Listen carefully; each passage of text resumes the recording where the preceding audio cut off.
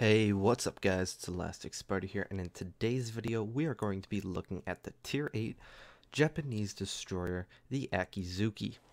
The Akizuki is one of the best destroyers at T8, and certainly one of my favorite, as it is slowly becoming, well, my favorite. It is a very good ship, and it's more gunboat oriented, and that is by design, of course. And I'm gonna be playing with my buddy, the Sneaky Snake, who is in his Monarch. He is, of course, trying to get the Conqueror as fast as possible, because he wants his damage farming to. No, I'm just kidding. I'll leave it at there, Sneaky. In any case. Let's go over my captain perks. My captain perks are preventative maintenance, last stand, survivability expert, concealment expert, and IFHE. Only a 14 pointer. If I was to go to 19 points, I would go with manual AA and then either priority target, probably priority target. And then for my upgrades, I'm running the I've actually changed one thing. In this game I was running main armors mod 1, accuracy on the guns, then the damage control, rudder shift, and concealment. One change that I did make, and I think I was short on credits at the time of making this video. I actually changed to a range in the second slot, so I do increase my range to 6 kilometers instead of the 5 that is currently at. So just want to make a note of that, and I think that is a better change, especially when you consider getting manual AA when you do have the 19-pointer captain. So without further ado, let's get into the replay. We're playing on the map Two Brothers. We're going to have the Cap D. And I get spotted there by the Fletcher. The Akizuki's concealment isn't too bad. I believe I can pull it up here. 5.9 concealment, so you do rival Fletcher, and you're only beat by, I believe, 100 meters. Gearing and Shimakaze, though, just for reference as being up tiered, you are spotted the same distance. Kagero at tier 8, 5.4. Z23, I believe, is at, I want to say 6.1. Or 6 kilometers, somewhere in that range, and the Z46 is 5.9 as well. So German DDs you always have to be careful about, but one thing is that you've got insane DPM. I believe I'm looking at a 2.6 second reload, and of course if you do end up running with Adrenaline Rush, that could go down very quickly to sub 2, and then your DPM will increase significantly. So right here I pop out of my smoke a little bit to get extra spotting, see if I can't get the Flush to shoot back at me, because the sooner I get him dead, the sooner I have more freedom in the game whatsoever. Either way, I'm just gonna be shooting my guns all the time. That's something that I do a lot, and you can even do it when you're out of smoke too, as you'll see me do here a little bit. And this is only because I've got a lot of HP. At tier 8, you are the #1 DD in terms of HP. And of course, if you do run Survivability Expert, this will put you at an even better situation, sitting at 23k. There's only a few ships that come close to you, but even then, it's still not comparable. Now, I know a lot of you are considering buying the Kid, and maybe you're also considering looking at a cheaper option, and the Akizuki I think is a good alternative. It does have very good AA if you do end up speccing into it. I think the best build to run with it is the range mod and manual AA.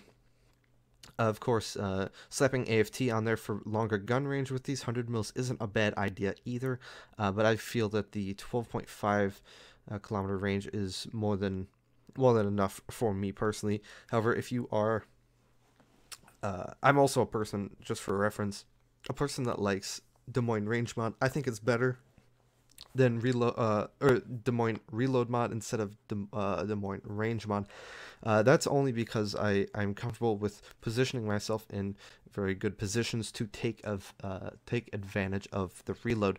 Now, however, if you aren't comfortable in Des Moines and you aren't great in positioning, and maybe this is your first tier 10, like Des Moines, then I would recommend using range mod to start. I did that, in fact. And then work your way up. So much like with Akizuki, if you aren't comfortable about engaging and then turning around, or engaging and using your smoke, then certainly range AFT would be a good option for you. It's not a bad option. You increase your AA by a good amount, as well as increasing your gun range, and which is all good, of course. And you do minimize a lot more damage by shooting at by engaging at those distances. So something just to keep in mind. But of course, I like seeing planes because I like killing the planes, and that's my whole shtick. So that's why I don't necessarily go with AFT. I want to kill those planes as fast as possible with the manual AA. In terms of AA, though, you are just as good as a kid. And look, I got a double strike and almost a triple strike, but unfortunately the Miyoko shot at him first. I wish I would have gotten that triple strike. There would have been my first triple strike, and I wish there was a medal for that. But in any case, almost a triple strike, definitely a double strike, and I've killed their Fletcher, and I've gotten down that Atago pretty low, as well as my team helping me. But in terms of AA, it is the Akizuki is actually the best tier 8 DD in terms of AA DPS. I compared this in port. And of course, I didn't have BFT. Like, for example, my kid, I had BFT, which does increase the AA a little bit. The Akizuki with its 100 mils does 80, I think it was 84 DPS with the flag, and that's it. And so, while the kid only does 74, that's with the flag, that's with BFT. So, just for comparison, the Akizuki does have a lot more DPS. That it does have a lot to do with the fact that these are 100 mils, and they are also there's also 8 guns compared to 5. So, something to keep in mind there. But the Akizuki AA is pretty insane, especially when you pair it with manual AA. However, the kid does take over if it does use its defensive fire. So that is something just to keep in mind.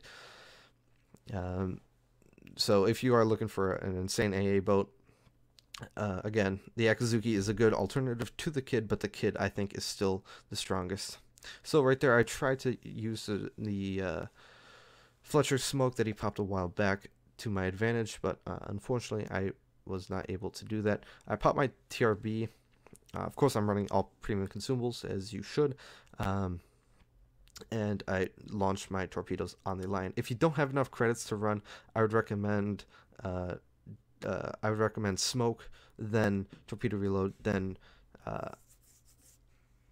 damage control, especially with these new changes to your damage control as a destroyer. It only lasts for 30 seconds base, and you can mitigate that a little bit with certain modules and certain captain perks. However, you don't really need them all that much. But if you're taking so much fire that you need to burn your damage control, you should probably disengage in either way.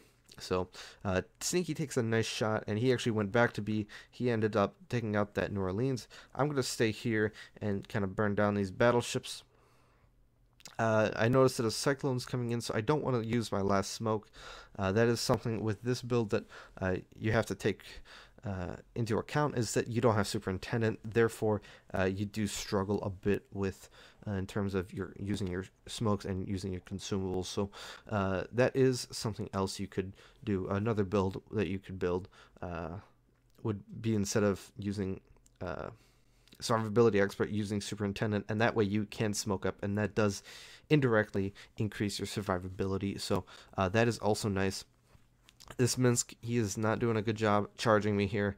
Akizuki is always going to win, especially with IFHE. You see, I'm just getting full pens. It doesn't matter what angle he's at, and I can just pen him. He's not even trying to fight back. He was trying to torp me the whole time, and I get that kill pretty easily. and I see the lions coming at me. I dump my torps, and then I try and go undetected.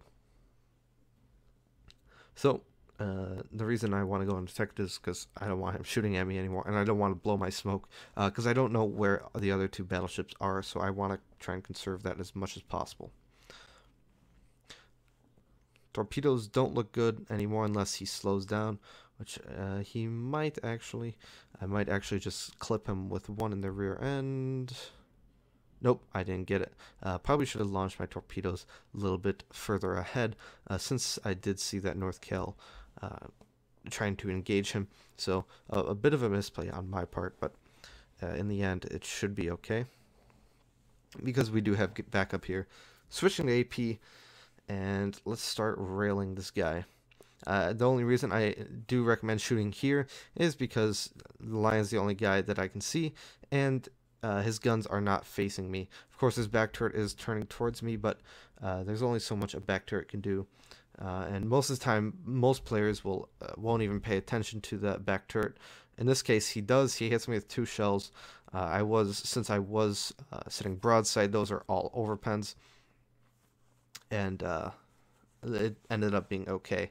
Pop my smoke here just to get a little bit more damage and not having to worry about the incoming fire. And I also did see the lion.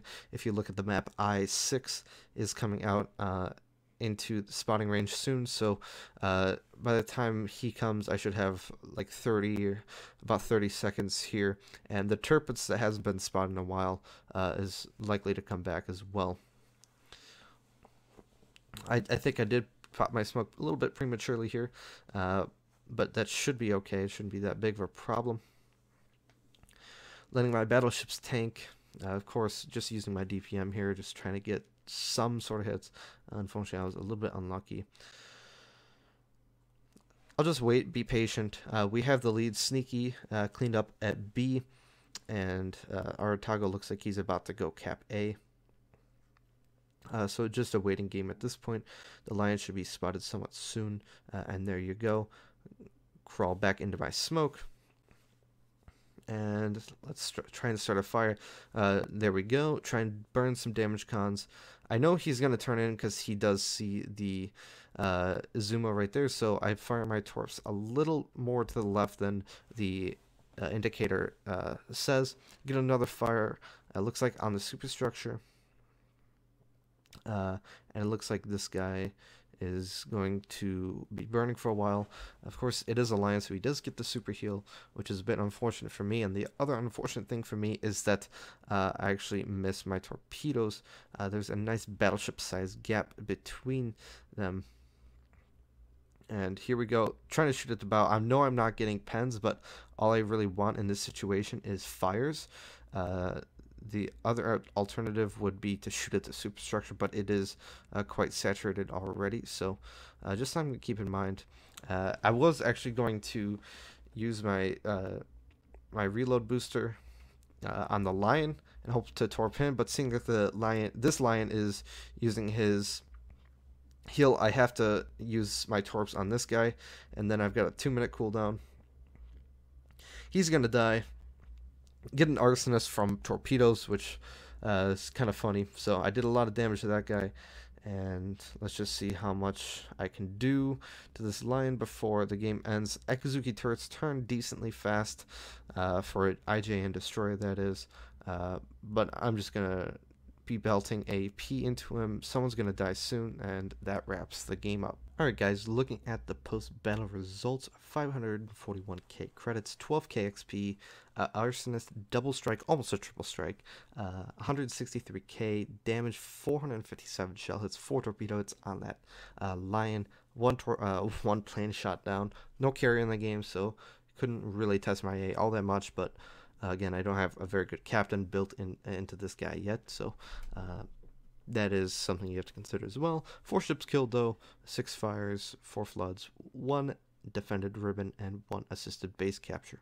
Team score wise, 2,774 base XP. Sneaky he did pretty good.